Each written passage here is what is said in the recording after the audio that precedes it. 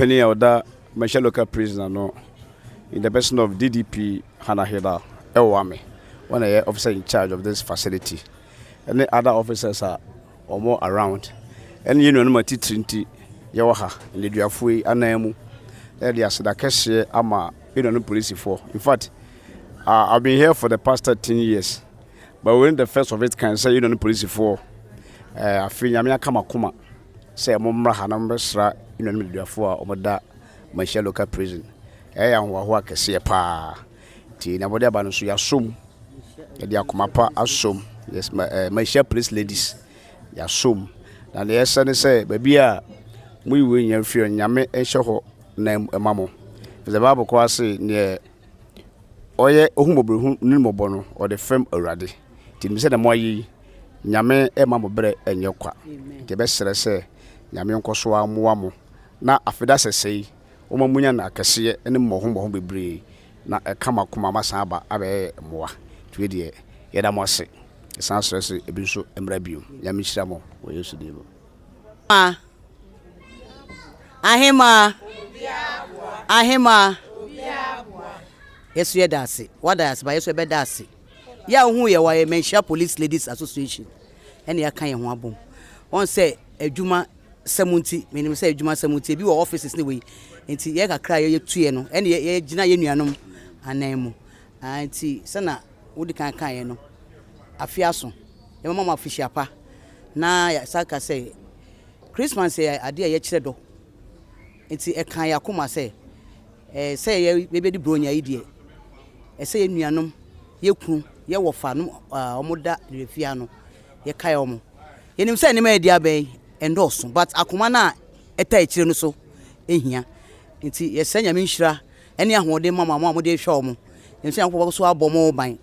Na so bi wa na oda hopo na say a sign binti, and a aban the time so I hope my day. If you na obi so pia, obe reform, say obesisa. You say more ye makasi pant, na minshra mo. Ye mamu nyina afisha pa ye da ma se nema ye de bae munia aso me ameka say me de Subtenant Mary Afeni me na me Manhyia Divisional Ladies omo president me ne me vice na bae ono na e wo me vice president here DSP Mrs. Chumesi Ankra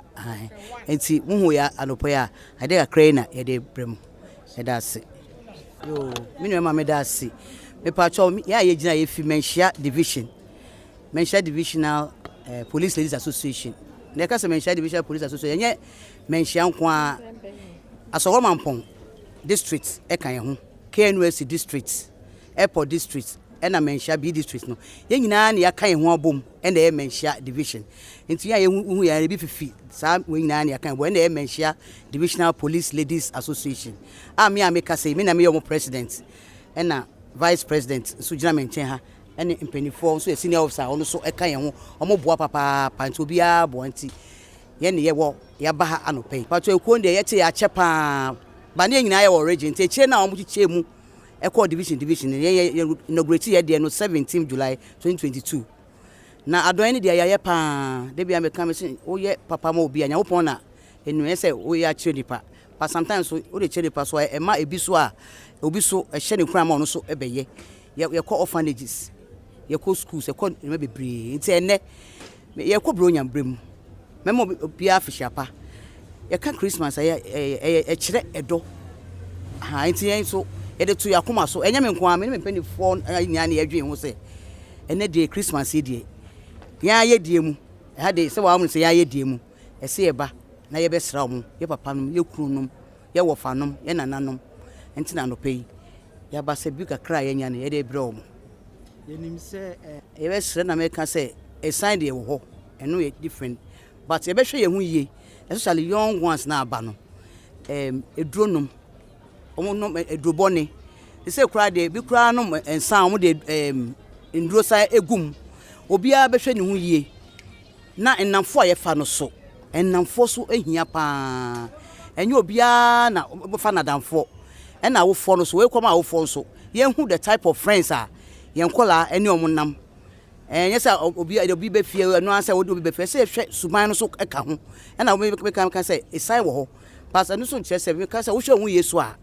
wonya sa problem no nti e be sra mebu no say omo ye adwumaden wo ye adwuma wahwemu aye adwuma wo ko susu a na wahwemu akọ school na me se yakopom adwom mo nya adwuma ko be hye no enonyam amon but say ye pesca tentem no ye scammers this animal de e be sere se on be twom ho afim na mo be pie efia because omo mo dem say prison for na daroma omo no makasa bebre omo pia omo edipa foforo kra enti en pese omo ba be kan wa ma ye bebre ti omo hwe omo yi na omo enya aban mane ana any sort of crime bi on be ya omo be da me no ma when de me kan boni be ka se perception perception obi wa ha me hu se police ni agini ska na se we ade a enkofo ka obi wa ha obi kura ngini ska da me be janya ni tinam ka ba me ka say police for yeso ya charge yeso penshira oh enshira ne de ma unya enshira no enye enko a other divisions kwaye region omoye national omoye enti yen police ladies there mema no so charge me boss abi ne wo se o charge pa enti won say wonya hu ye yen yaka yen ho abom ti na we hu no by individually they do omoye pa ebi hwe enkofo school police for the responsibility on a lot of people no me ka ebeji usem omo hwe pa bi e constable to hwe di nua school anyway just what to say you need the form anyway intimate sramo public no so eya mo mpa ye mayen empire ne ye hia se be nya ahoden se de bia ye bekọ aba nye say that perception e dey ahye ya adwen mu police omo ye adamfo emra no eso wo ho ye bibia ye wo emra ye di book ene ye adwuma ye sorry keke se ya ye de ye pe ye we enti ya omo nya ye ho abotre se bibi na so omo nti ase a ukọ office be pani bia o de wa sam kọ no wa wetumi abon enti ye de adoye ne ye pa na ye penshira menshia police ladies there ye de enshira there ebu ye so a because ye check ye da say omo so omo ye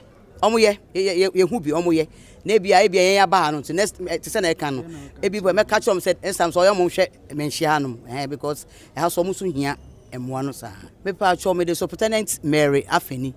me na me ye menshia police ladies omo president ena me nua ba pacho wa bo ni kire no pacho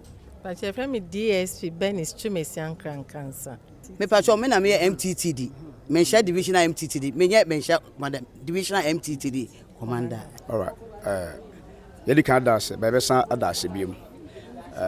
ebeda police for emba ekui asekese pa wadoye a o mabeye akire neduafo a eda Manhyia local prison so me kan come third in command ewo ha in fact aban ebo modern so be na fam de nyina na nso yese ba akofo nso tu enkata nyame ani nti occasions like this here abontesofo mmoa nti enye nwanwa se o mabeye sa do amma Manhyiafo na ye da ase se occasional yede eka Yesu Kristo na woda eda odo adi ekire wona sabi well less fortunate or less privileged